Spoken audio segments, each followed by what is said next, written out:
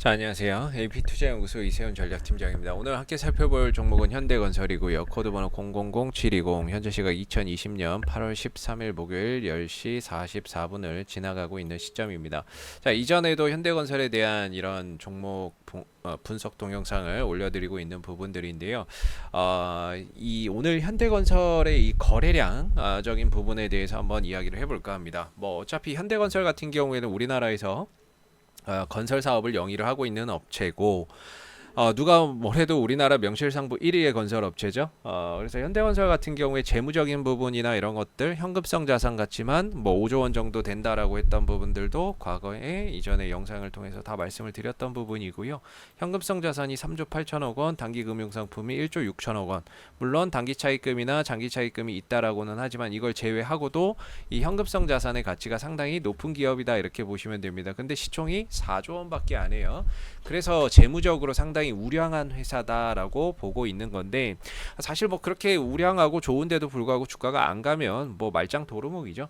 그래서 현대건설 같은 경우는 이전 영상에서도 남겨드렸었던 부분 중에 하나가 결국에 이때 상승했었던 거는 이제 테마성이었고요. 뭔가 실적보다는 뭐 남북 경협 이슈 때문에 이제 테마성으로 갔던 거고, 그 남북 경협으로 갔던 주가가 거의 다 원점으로 돌아왔어요. 왜냐하면 실적이나 이런 것들이 그걸 바탕으로 간 게 아니고 결국에 테마성으로 갔으니까 과열이 됐던 부분들이 이제 거품이 빠진 거죠. 빠져서 지금 한 3만 원대까지, 물론 이제 코로나 사태 때 2만 원대까지도 내려왔었지만은 지금은 한 3만 5천 원대에서 비교적 안정적인 흐름들을 나타내고 있습니다. 항상 우리가 이제 이런 장기적인 관점에서 종목을 볼 때는 크게 세 가지 측면에서 봐야 된다라고 설명을 드리는데요. 하나는 안전성이에요. 이 회사가 망할 회사냐 아니냐를 먼저 보셔야 돼요. 네, 그래서 안전성, 그래서 부채가 많냐, 뭐 적냐 이런 것들도 보셔야 되고, 그래서 안전성적인 측면에서는 재무적인 부분이나 이런 것들을 좀 보시면 좋을 것 같고, 회사가 망할 거냐 아닐 거냐. 그 다음에 두 번째 성장성이에요. 사실 뭐 건설이야, 건설업 같은 경우는 뭔가 계속 성장한다라고 볼 수는 없죠. 왜냐면 우리가 뭐 90년대 사는 것도 아니고 90년대 뭐 개발 막 해서 이렇게 하는 상황은 아니기 때문에 성장성보다는 업황의 사이클, 좋고 나쁨이 있는 거죠. 좋은 사이클이 있고 또 나쁜 사이클이 있고, 나쁘면 또 좋아지는 사이클이 있는 이런 상황들에서의 업황 사이클적인 업황이 회복되면서의 뭐 주가 상승이나 이런 것들을 기대해 볼 수 있는 부분이고, 마지막으로 이제 가격적인 요소를 세 가지를 고민을 해야 되거든요. 그럼 이 세 가지 측면으로 봤을 때 현대건설의 지금의 이 위치는 과연 가격적으로 싸냐, 메리트가 있느냐 이렇게 보고, 또는 뭐 안전성이나 이런 것들 성장성은 아까 말씀드렸으니까는요. 우리가 대형주, 이거 뭐 잡주 아니잖아요. 대형주를 하는 이유 중에 하나가 결국에 안전성 때문 아니겠습니까? 절대 망하지 않을 거다라고 하는 이런 안전성에 기반을 두고 보기 때문에 그런 건데, 지금 이 현대건설의 가격적인 메리트는 충분히 있는 구간이라고 봐요. 한 3만 원대 정도까지 내려왔는데 이 정도면 솔직히 가격적인 메리트는 충분히 있다. 장기적으로 봤을 때. 그러면은 지금 이 종목에 왜 이렇게 주가가 안 가느냐? 결국에 이 종목을 사고자 하는 매수세가 없어서 그런 거예요. 사고자 하는 사람들이 많으면 주가는 잘 갑니다. 근데 사고자 하는 사람이 없으면 당연히 주가는 못 가죠. 그건 뭐 기본인데, 지금 이 종목은 제가 봤을 때는 이때를 기준으로 나눌 수 있을 것 같아요. 오늘은 좀 기술적인 흐름에 대해서 이야기를 좀 드릴 건데요. 뭐 최근에 홍수 관련해서 뭐 수혜주가 아니냐 뭐 이렇게 말씀하시는데, 예, 뭐 홍수 관련 수혜주가 될 수도 있습니다. 홍수 때문에 뭐 이런 많이 파손이 됐죠.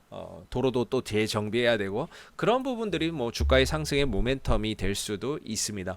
근데 일단 현대건설 같은 경우에는 지금 제가 조금 말씀드리고자 하는 거는 이 거래량적인 측면인데요. 이 6월 22일 날 한남 3구역 시공사 선정하면서 터졌던 이 거래량적인 측면에 대해서 오늘은 조금 더 설명을 하려고 해요. 그래서 우리가 이제 거래량을 해석하는 방법은 크게 두 가지가 있습니다. 바닥에서 터진 거래량 중에서 이제 크게 두 가지를 해석을 하는데, 하나는 세력의 매집이다라고 볼 수도 있고요. 해석을 그렇게 할 수도 있는 거죠. 세력의 매집이 될 수도 있는 거고, 두 번째는 세력의 이탈일 수도 있어요. 뭔가 우리가 모르는 악재가 있는 거야.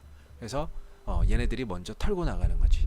근데 그거는 솔직히 잡주에서나 해당 사항이 되는 거고, 현대건설 같은 경우가 그닥 그렇게 악재가 나올 게 있을까요? 뭐 횡령, 배임, 뭐 이런 것들 나올 가능성도 거의 희박하고, 그런 건 뭐 잡주에서나 나오는 거고요. 그렇기 때문에 사실상 이런 그 뭔가 우리가 모르는 악재가 있었을 때 세력이 털고 나가는 나갈 때 이런 현상들이 터지는 거고, 보편적으로 이제 뭐 전자로 보죠. 세력의 매집이다 이렇게 보는데, 이때 이제 조건이 있어요. 항상 거래량이 터진 가격 있죠. 그 가격을 훼손하면 안 됩니다. 이후의 주가의 흐름 속에서 거래량이 터진 가격을 훼손하면 안 되거든요. 만약에 세력이 이탈이라면 거래량을 크게 터뜨리고 이 가격 밑으로 떨어져 버려요. 그러면 요거라고 보면 되는데, 세력이 이탈이구나. 근데 거래량이 터지고 그 터진 가격을 크게 이탈하지 않는다라고 한다면 우리가 이제 이거는 세력의 매집 또는 좋은 시그널이 아니냐, 이렇게 우리가 생각을 해볼 수 있는 부분들이거든요. 그 신호탄이다라고 보는데, 지금 현대건설 같은 경우에는 전자로 봐야 되는 게 아닌가라고 저는 생각을 하고 있는 거죠. 그래서 영상을 계속 뭐 남겨드리면서도 좋은 회사다, 우량주고 저평가 우량주다라고 보는데, 회사에 돈도 많고 현금성 자산도 많고, 현대건설이 이때 당시 올라갔던 가격이 한 41,800원, 42,000원 정도가 돼요. 그리고 거래량이 터졌던 요 정도까지 포함해야 되겠죠. 왜냐면 시가 포함해서 종가까지니까, 시가 종가 요 가격을 전체를 다 포함하는 거니까, 고점은 여기서 찍었고 그날 저점이 여기였으니까요. 전일 종가가 요 정도였으니까 요 안에서 거래량이 이날 많이 터진 건데, 결국에 지금의 이 주가가 이 안에서 놀고 있다는 거죠. 주가가 최근 이 석 달 정도 솔직히 뭐 그렇게 시장이 좋았던 거에 비해서 뭐 그렇게 현대건설이 잘 가고 그런 건 아닌데, 이 안에서 지금 2달째 흐름들을 만들어가고 있다는 거예요. 만약에 이게 세력의 이탈이었다라고 한다면 제가 생각하기에는 이걸 깨고 내려갔을 가능성이 높을 것 같은데, 이걸 깨고 내려가는 것이 아니라 오히려 이 안에서 잘 만들어가고 있다라는 거죠. 거래량이 터진 시점. 원래 주가는 아무리 호재가 있어도 사주는 사람이 없으면 못 가는 거고요. 아무리 악재가 있어도 사주는 사람이 있으면 주가는 올라가는 겁니다. 주식의 목적은 싸게 사서 비싸게 파는 거거든요. 좋은 회사를 사는 게 아니고 올라갈 만한 회사를 싸게 사서 비싸게 파는 거예요. 그러려면 거래량이 있어야 돼요. 종목은 항상 돈, 거래, 힘, 이게 있어야 주가가 가는 겁니다. 언젠가는 그 거래량이 터지겠지만 언제 터질지 모르는 거래량을 보고 간다는 게 참 힘든 거죠. 그래서 항상 거래량이 터진 종목들을 좀 더 주시해서 보실 필요가 있는데, 지난번 거래량이 이때 터지고 나서 이후의 흐름들이 계속 이 가격을 지켜주면서 형성되고 있다라는 점에서 저는 개인적으로는 그 아까 말씀드렸던 세력의 이탈보다는 세력의 매집 이라고 볼 수 있는 그런 기술적인 흐름이 아닌가라고 보고요. 물론 우리가 말하는 이 종목의 세력은 외국인이나 기관이 될 겁니다. 그렇기 때문에 뭐 이런 수급창이나 이런 것들을 보면 다 나올 텐데요.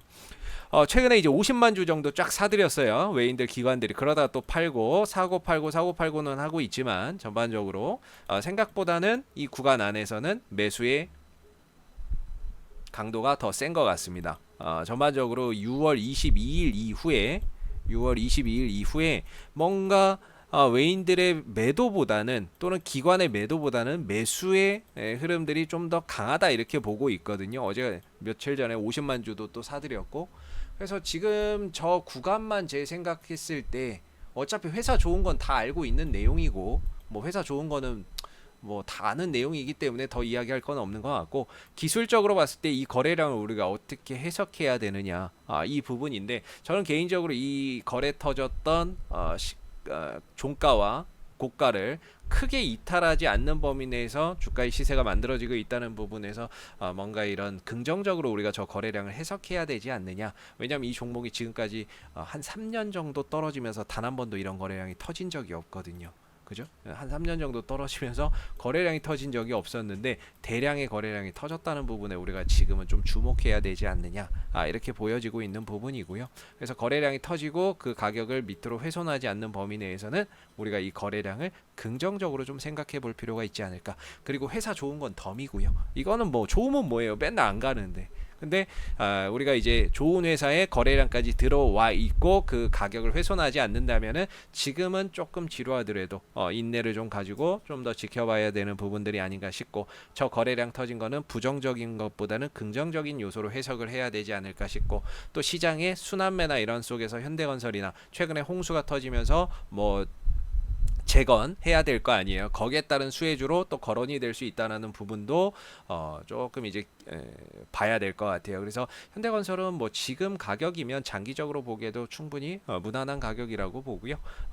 밑으로 한 33,000원 정도만 큰 이탈이 없다면 지속적으로 좀 보유를 해서 가볼 필요가 있는 종목이 아닌가라는 생각이 듭니다.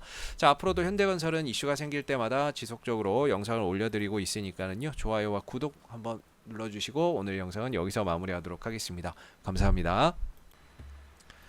그리고 네이버에서 AP투자연구소를 검색을 하시면 AP투자연구소 홈페이지로 갈 수 있는 웹사이트가 보여집니다. 여기 웹사이트 상단에 AP투자연구소 홈페이지 링크를 눌러주시면 AP투자연구소 홈페이지로 접속을 하실 수가 있는데요. 가운데 무료 추천 종목 2020 무료 추천 종목을 클릭하시면 소장님께서 매일매일 댓글로 국내외에 대한 실시간 시황 브리핑과 함께 무료 추천 종목을 제공을 해드리고 있습니다.